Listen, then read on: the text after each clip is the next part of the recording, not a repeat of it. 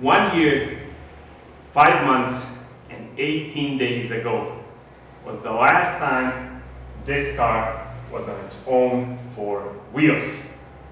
Today, it's back on the ground, standing on its own, and I can tell you, it feels really, really good. In other news, I have purchased this. It's a CNC machine, and we're gonna use it to make awesome stuff. But right now, I had to push it, get it all the way into the other corner of the garage, right behind the MR2. So first, I'm gonna move all of this wood away, and then we're gonna move the car away a bit, and then I'm going to get this machine where it's supposed to be, and I'm going to use these little furniture dollies, whatever you want to call them. I hope they work, because this thing is super, super heavy. It's like 350 kilograms or something, incredibly heavy. Took me and 3 more significantly stronger guys to get it in here. But I'll be patient just a few seconds. Let's do that with the magic of video time lapse, and then I'm gonna tell you all about what has happened in these weeks while there weren't any videos, and I guarantee you a lot of cool stuff has been happening.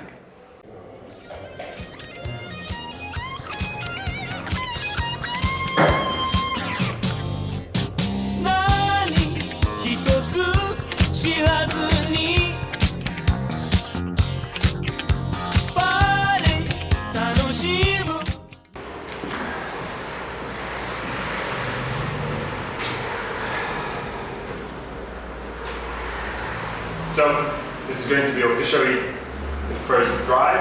It's going to be super short, so don't get excited. We're just moving right there, so the machine can go back there.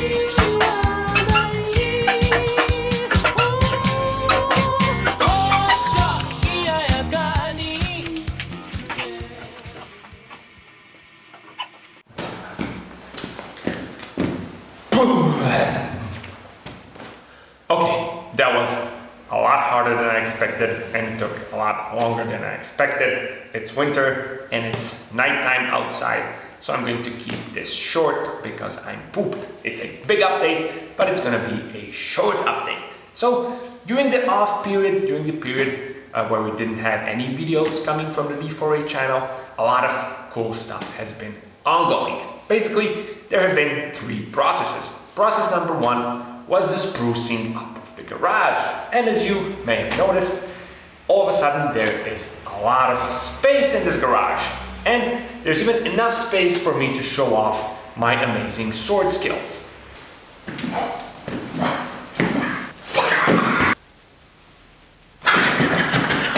And also my amazing physical fitness.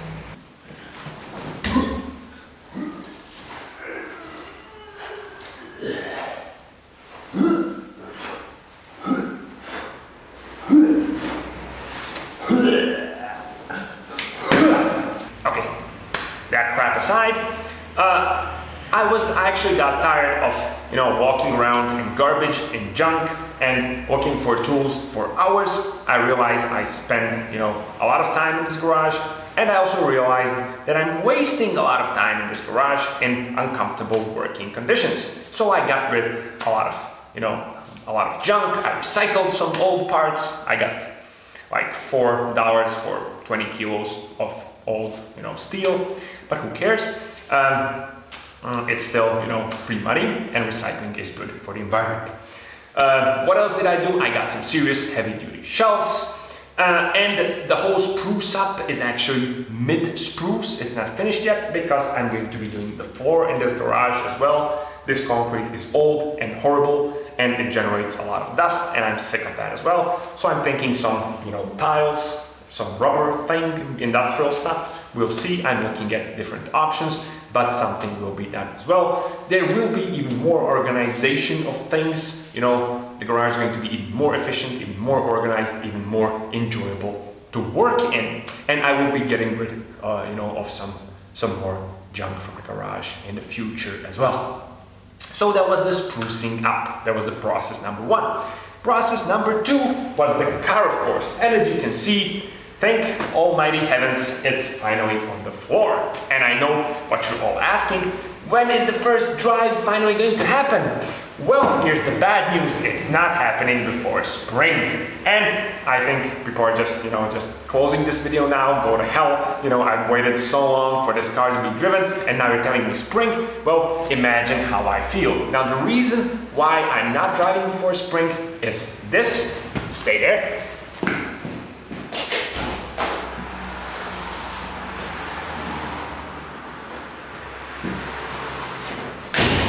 So it's mid-December right now, and of course, outside there's a lot of this evil thing. Now the roads are super dirty, there's a lot of salt on them, it's all very, very yucky, and my car is very, very, nicely restored, new paint, new everything. I do not intend to expose all of my endless hard work to horrible, salty road conditions. So there will be no driving before spring. But it's not going to be horrible because we have some very fun stuff we'll be doing over winter, and we will survive winter together, and we will drive in spring, and it's going to be awesome. Okay, guys.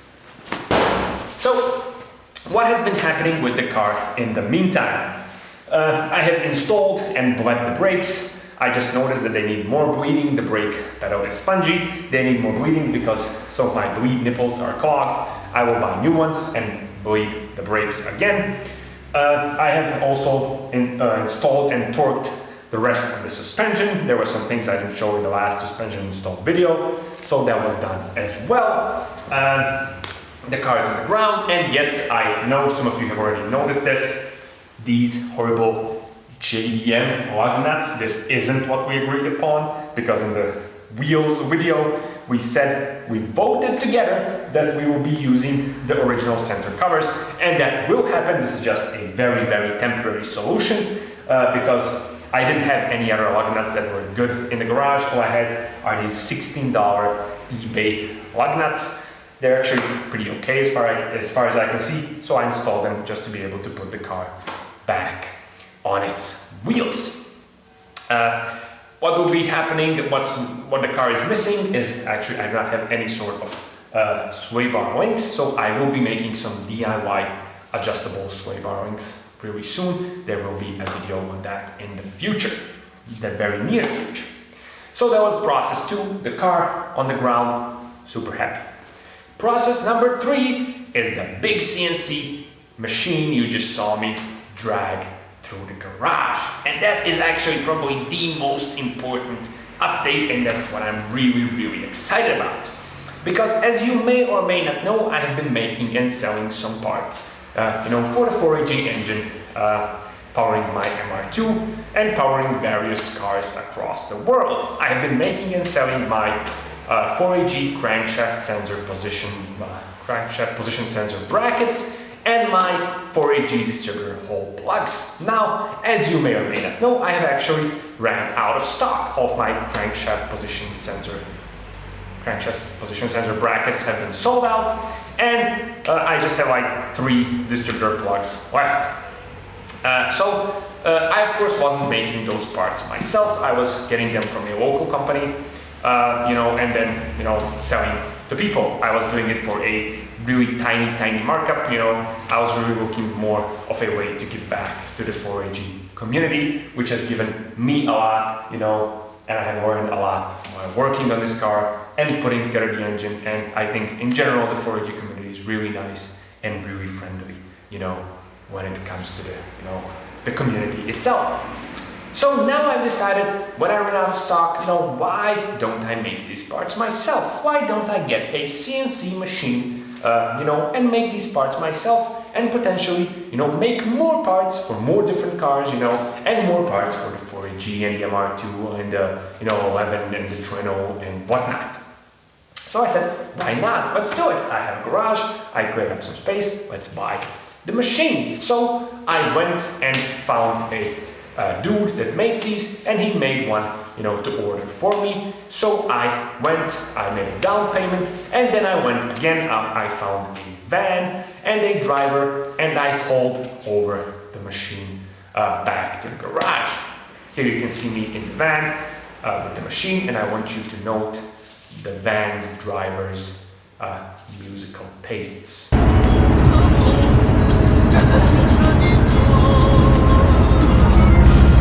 So this is what some people listen to in the Balkans, and it's pretty scary.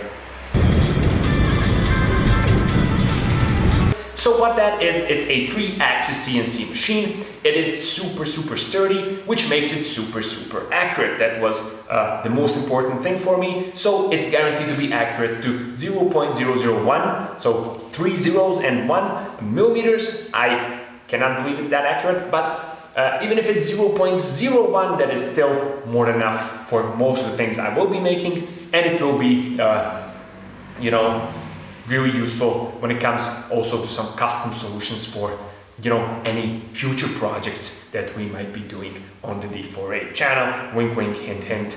We'll talk about that really soon as well. So it's a 3 kilowatt CNC machine with a Chinese cutting motor. It's a relatively cheap motor, but it's also a pretty good one. It's water cooled. All of this is for all of you CNC nerds out there. I don't know if there are any watching this channel. I know one. So it's water cooled. I also have a misting system to keep the parts lubricated while they're being cut.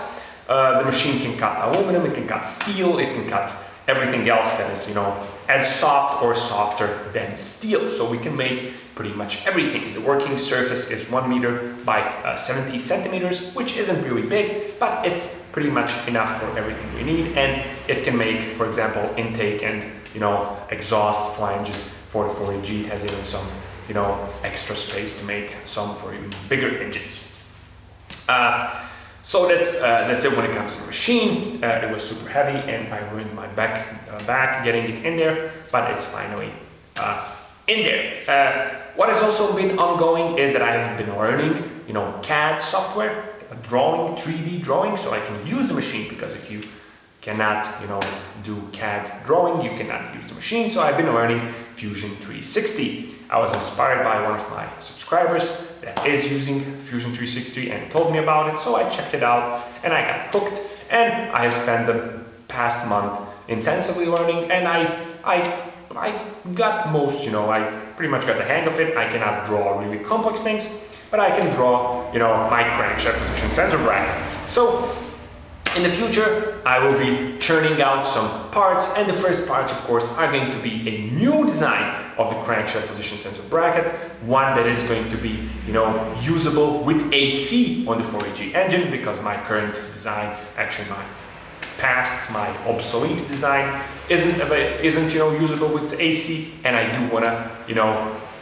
provide this part to people living in super hot climates where AC is really a necessity. So those will be the first parts coming off the machine. There will be, of course, an update when they're ready to be shipped out. I'm also thinking some fun stuff, maybe, some keychains, MR2 keychains or some other cards, and some other, things. If you have any suggestions or any wishes or, whatever else, just let me know, and I'll see if I can make it happen. So what will be happening through winter is that I will be, spending most of my time on the CNC, trying to churn out some really cool parts for you guys. I will be updating you as soon as they're ready. As I already said, we'll be doing the sway borrowings, the brake bleeding, and some other minor cosmetical stuff of the car. We're also going to do a 16th century car wash here. I don't have any water in the garage, so I'm thinking of getting a big bowl and a sponge, and I'm gonna somehow wash this car because it's super dirty and it looks like a barn find instead of a car. So I'm gonna end it here. I hope you liked the update. I hope it was fun. I don't want to risk the battery running out mid-video and then I have to charge it and I'm gonna freeze in this garage because it's pretty cold. I do have a heater, but I do not want to run the heater because then the audio sucks. So yeah, I'm gonna stop talking this quickly.